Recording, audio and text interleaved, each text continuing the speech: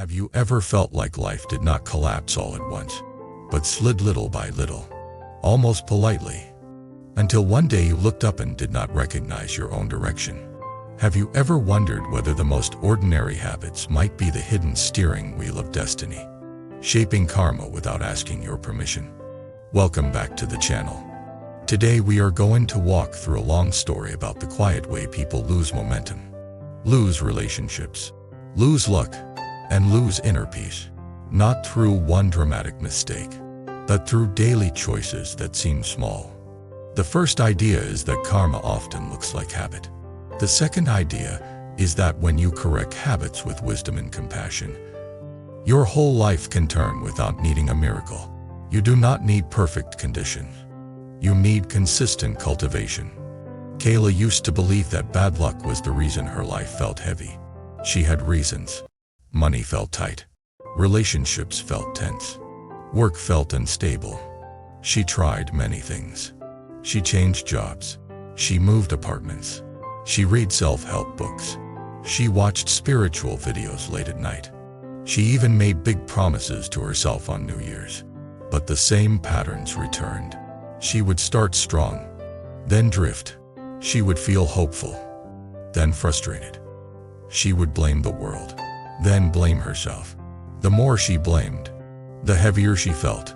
One evening Kayla met Jordan, an old friend she had not seen in years. Jordan looked calm, not rich, not flashy, just steady. Kayla felt a strange envy and relief at the same time. Envy because she wanted that steadiness. Relief because she believed Jordan might understand. They sat in a small cafe and Kayla poured out her story. Jordan listened, then asked a question that surprised her. If I watched your day like a movie, what habits would I see again and again? Kayla said she did not know. Jordan smiled gently and said that was the whole point. The habits that shape destiny are often invisible to the person living them. They feel normal. They feel justified. They feel like personality. But in Buddhist teaching, personality is often a collection of trained reactions. Reactions can be retrained. That is cultivation. Jordan offered a frame.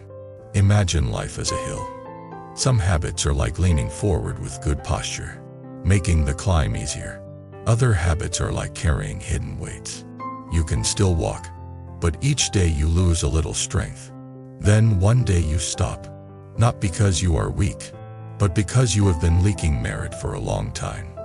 Kayla asked what leaking merit meant. Jordan said merit is the energy of wholesome causes. When you speak kindly, you create merit. When you keep promises, you create merit. When you work honestly, you create merit. When you restrain anger, you create merit.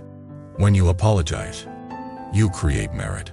Merit makes life lighter because it builds trust and inner peace. But certain habits leak it. The leak is quiet. You do not notice the first drop. You notice when the tank is empty. Jordan told Kayla he had seen 10 common habits that make life slide downhill. He did not say this to judge. He said it to help her see. Kayla felt defensive at first. 10 habits sounded like a lecture. But Jordan began with a story instead of rules. He said, "Let me tell you about someone I used to be." Jordan said he once had a proud tongue. He would correct people quickly. He would speak with sarcasm. He thought it was intelligence. In reality, it was insecurity. Sarcasm made him feel powerful for a moment, but it left people around him tense. He did not notice at first. He just thought people were sensitive. Then relationships started breaking. People stopped inviting him. Co-workers stopped sharing ideas.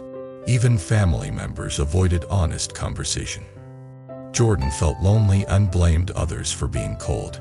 But one day a friend told him the truth. When you make people feel small, they protect themselves by staying away. Jordan was shocked.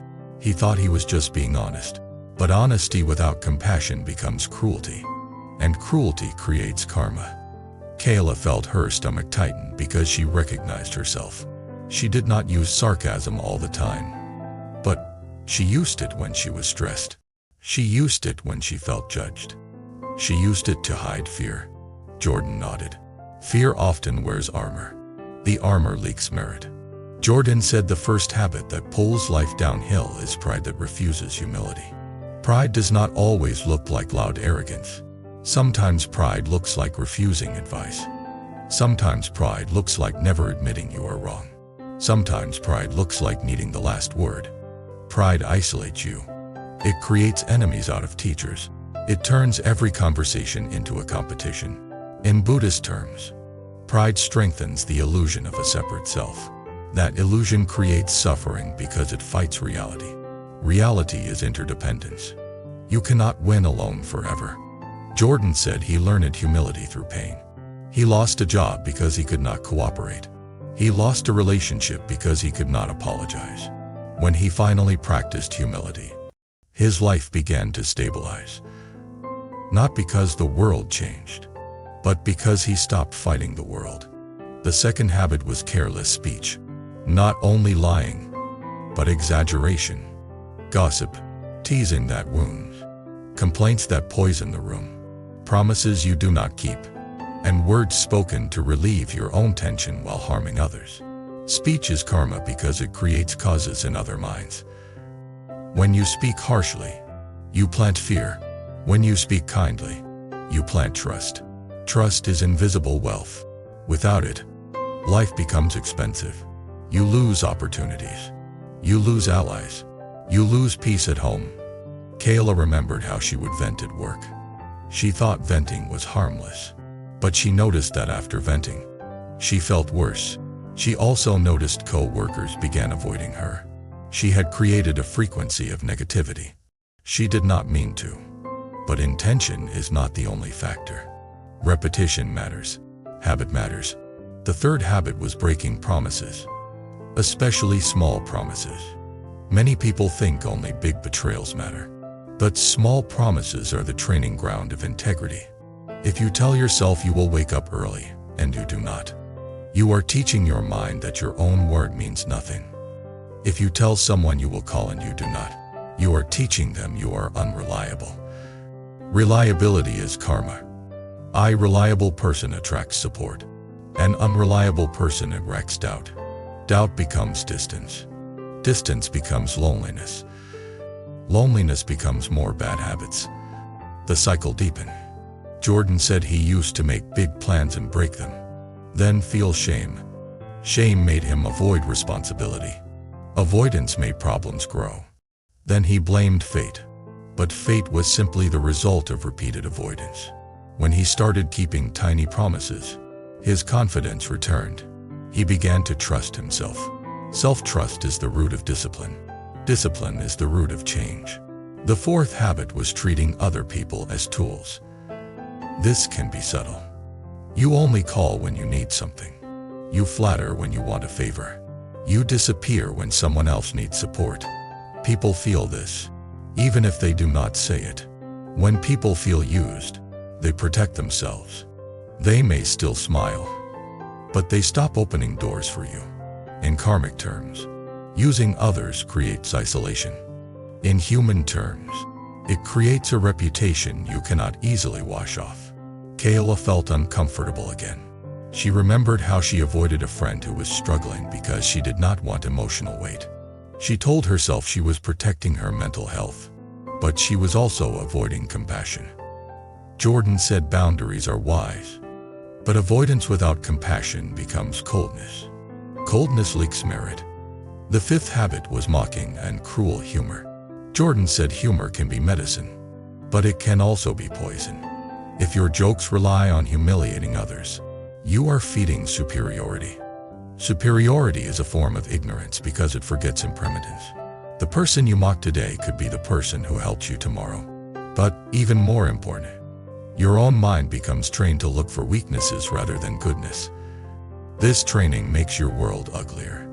You begin to see faults everywhere. Then you cannot enjoy life, even when it is fine. Kayla remembered how she and a group of co-workers would laugh at a manager behind their back. It felt like bonding, but the bonding was built on cruelty. Later, that same group turned on Kayla when she made a mistake. She felt betrayed. Jordan said, do not be surprised when a group that bonds through cruelty eventually uses cruelty on you. That is karma. Karma is consistency. The sixth habit was feeding anger. Anger feels powerful. It feels like strength. But anger often covers fear and pain.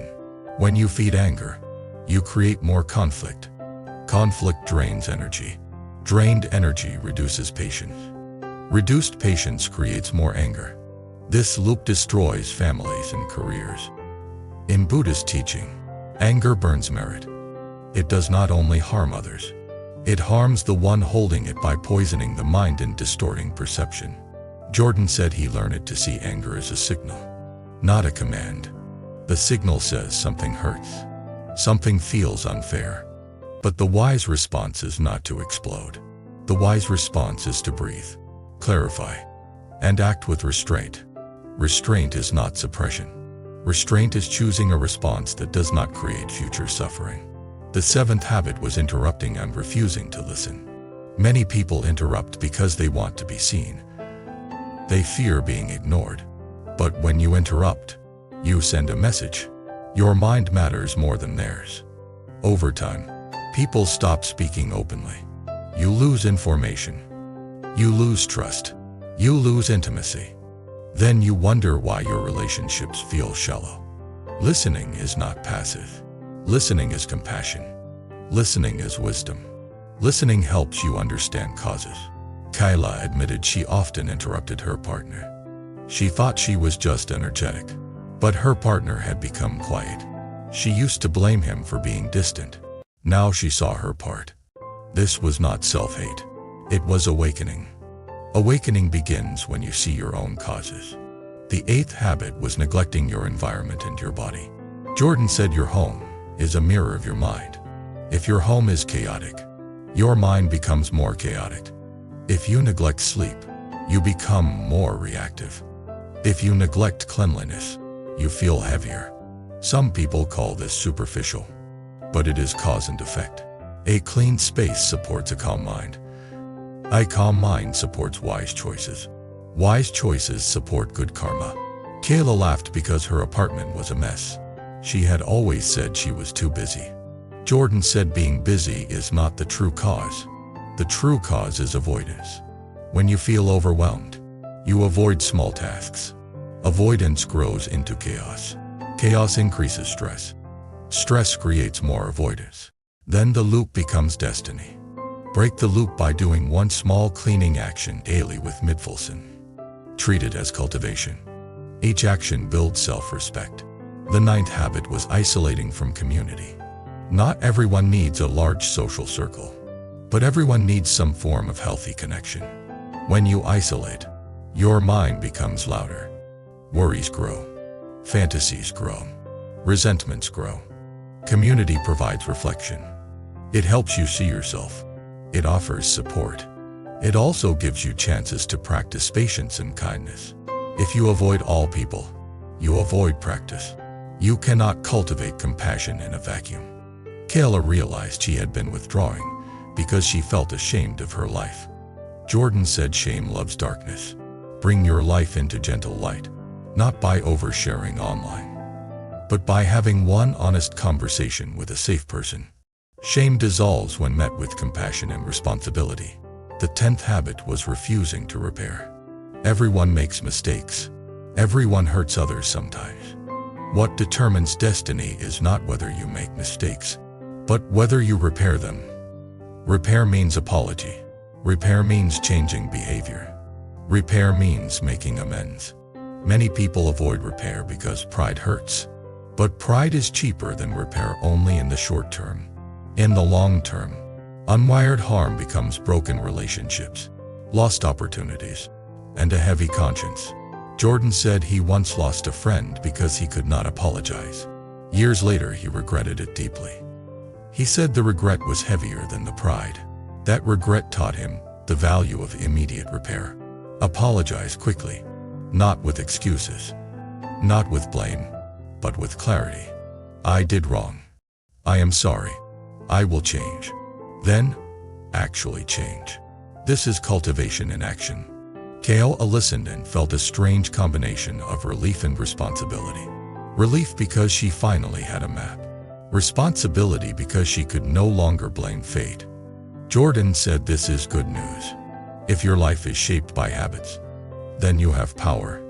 Not perfect power, but real power. You can change a habit today. That changes karma. That changes the slope of the hill." Kayla asked where to begin. Jordan said, "Begin with the habit that leaks the most merit for you. For some people it is anger. For others it is gossip. For others it is avoidance. For others it is pride. Begin gently but consistently. In Buddhism, consistent causes produce consistent results. Do not demand instant transformation. Demand daily sincerity." That night, Kayla went home and did a simple thing. She cleaned one corner of her room. She did it slowly, breathing, without rushing. As she cleaned, she noticed how many thoughts appeared. "I should have done this earlier. I am so behind. I will never catch up." She watched the thoughts and did not obey them. She simply cleaned. This was her first meditation of the night. Then she sat on the bed and reviewed her day. She remembered where she interrupted. She remembered where she complained. She remembered where she avoided a friend. She did not attack herself. She practiced repentance. Repentance here meant honesty and vow. Tomorrow I will listen more. Tomorrow I will not gossip. Tomorrow I will do one act of repair. Tomorrow I will practice humility. The next day she tried. She did not succeed perfectly. She interrupted once. She caught herself, stopped, and said, "Sorry. Please continue." The other person looked surprised, then smiled. That tiny moment created merit. It created trust. Kayla felt warmth in her chest. She realized how repair works. It changes the frequency instantly. At work, she resisted a gossip conversation. She did not preach. She simply stayed quiet and redirected to a task. Later, a co-worker privately thanked her. Kayla realized her behavior was influencing the environment. Karma is contagious. Wholesome actions invite wholesome responses. That evening, she apologized to her partner for interrupting and sarcasm. She expected a fight. Instead, her partner looked relieved. He said he had been feeling unseen. Kayla listened without defending. Listening was hard because her ego wanted to explain. But she practiced humility. She said, "I hear you. I will work on it." That conversation became a turning point. Not because everything was fixed, but because repair began. Over weeks, Kayla noticed small improvements. Sleep improved because she was less guilty. Home felt calmer because she cleaned a little daily. Work improved because she complained less and focused more. Relationships improved because she listened and repaired. Money improved because she made fewer impulsive purchases. She was not suddenly wealthy, but she was stable. Stability is a form of fortune. Jordan reminded her that the purpose of practice is not to become a perfect person. The purpose is to become an honest person. Honesty sees cause and effect. Honesty corrects behavior. Honesty is willing to learn. This honesty is wisdom. Wisdom is not only knowledge. Wisdom is living in a way that reduces suffering. Kayla also noticed that compassion had to be directed toward herself as well. If she became harsh with herself, she would collapse. So she practiced a balanced voice, firm but kind. This is like a good teacher. A good teacher does not flatter. A good teacher does not abuse.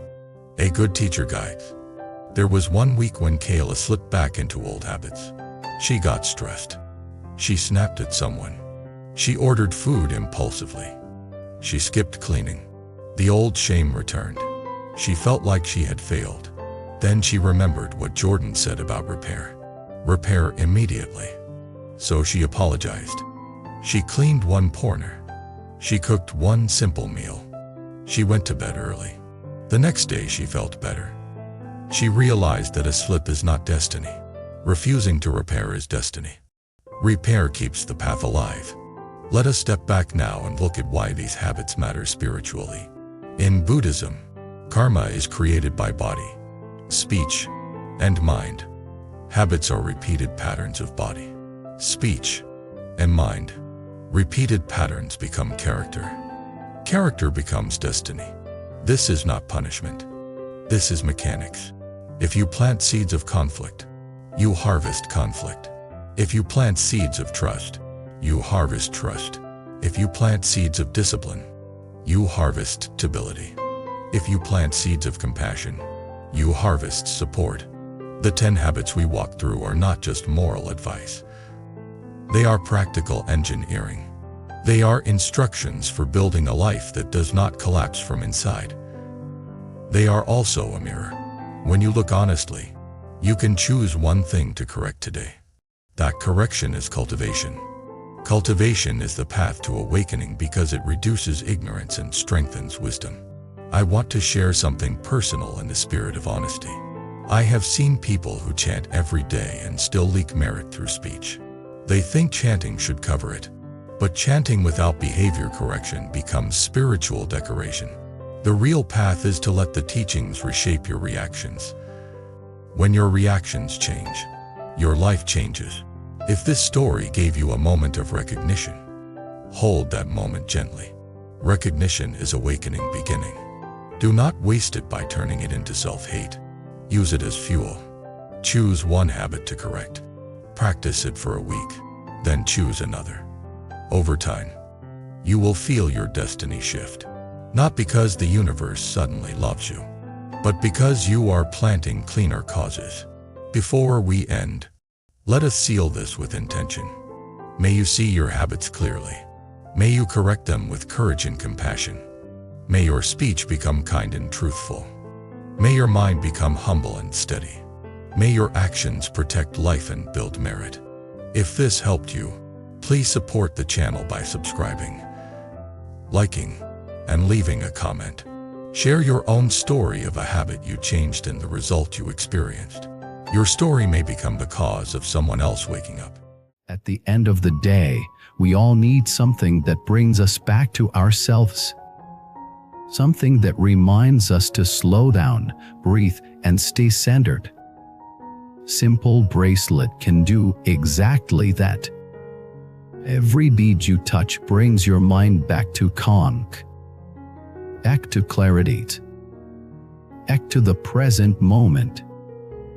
If one of the bracelets you just saw resonates with you, you can find the purchase link in the video description and explore more beautiful styles in our channel store.